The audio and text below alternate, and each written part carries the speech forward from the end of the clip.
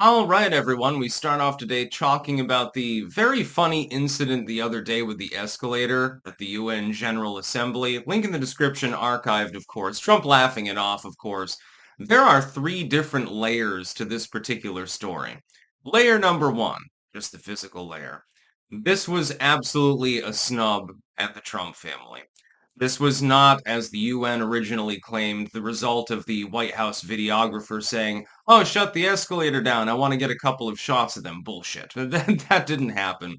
The UN decided to attempt to snub Trump. They failed in this endeavor, though, because of layer two, which is it's absolutely hilarious. Donald Trump made light of it, thought it was funny. I see some people, they're like flipping out about it. It's like, this was a basic troll. It's sort of like the sort of prank that friends play on one another. Yeah, they're technically disrespecting him, but it's not really a big thing. But the third layer is, I think, the most important, and I don't see anyone else addressing this. This is effectively a symbol of the dysfunction of the UN itself. The UN can't even run an escalator should be a slogan right now. They can't run an escalator. They can't get the teleprompters right. This is supposedly one of the most important groups in the world tasked with various diplomatic efforts. And supposedly nobody shut off the escalator. It was just on its own. And or the videographer did it, which they strenuously resist admitting to having done. Now, this was a troll, but it was a funny one. And it's harmless, so people don't need to get so edgy about it. But it is a good symbol of the UN being malfunctioning. The UN is incapable of conducting diplomacy because of its structure. It involves virtually every nation in the world, but, a single nation basically can just veto anything.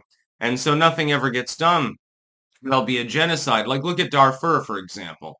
Darfur is still undergoing civil war effectively.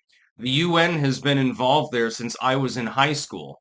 That was almost 20 years ago, and they were already involved. We did actually, for our senior charity thing, we actually did a jog for Darfur, and I still have the shirt.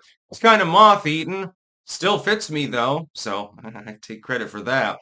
But that's been going on now for most of my and many of your adult lives.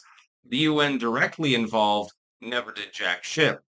You look at the genocide in Rwanda, that was years before that.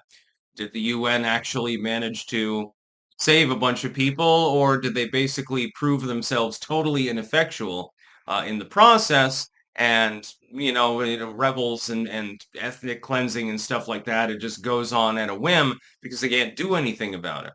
The UN is effectively fangless. I do not believe in removing the United States from the UN. I believe in reforming the UN, making it. There is definitely a large animal up above me in the attic, by the way.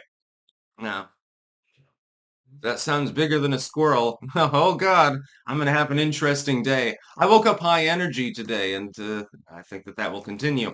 But the escalator incident was on purpose. It's quite clear that it was on purpose. And I think that it harkens to the golden escalator moment. You remember when Donald Trump first came down the escalator in the 2016 election? That was a very symbolic moment. So to deny him the ability to take the escalator up the stairs, I have a feeling is basically a tongue-in-cheek reference.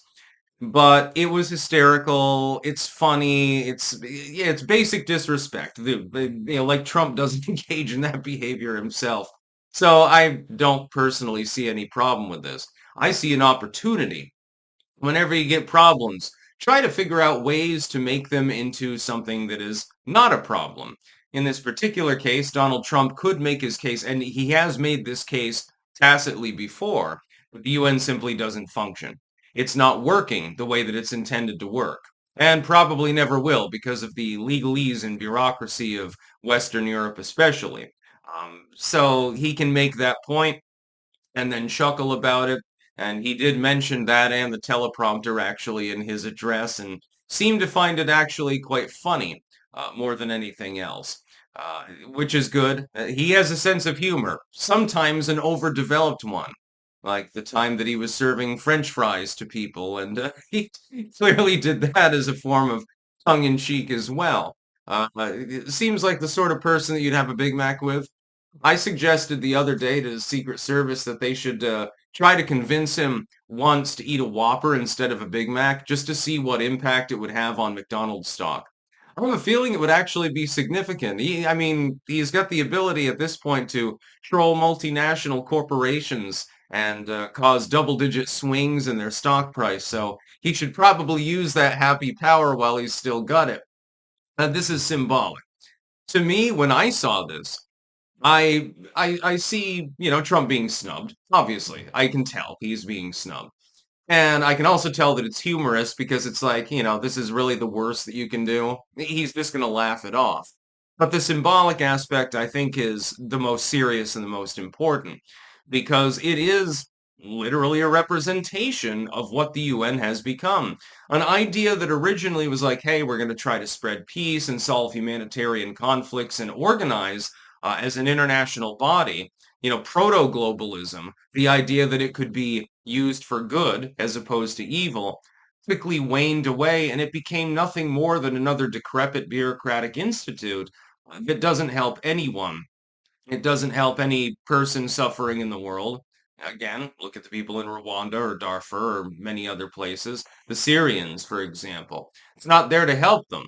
Everything gets locked up in committee for sometimes years at a time, and always months at a time.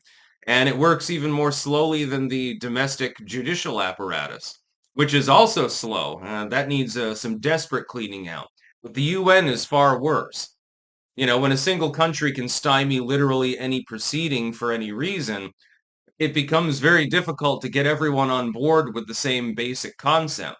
Because, you have ethnic cleansing about a member state says, well, we're kind of sort of friendly with the people that are killing a bunch of other people. So we're not going to pass this resolution condemning them because, I mean, not that it matters because a resolution in the UN also doesn't mean anything. It's basically nothing more than a money sponge for a bunch of bureaucrats. That's all that it has been for many, many decades. It's useless. It's pointless. Donald Trump should lean into this one, should have a picture of him at the bottom of the escalator grinning and saying, this is basically how the UN non-functions. That would be pretty funny. That's about all. Peace out.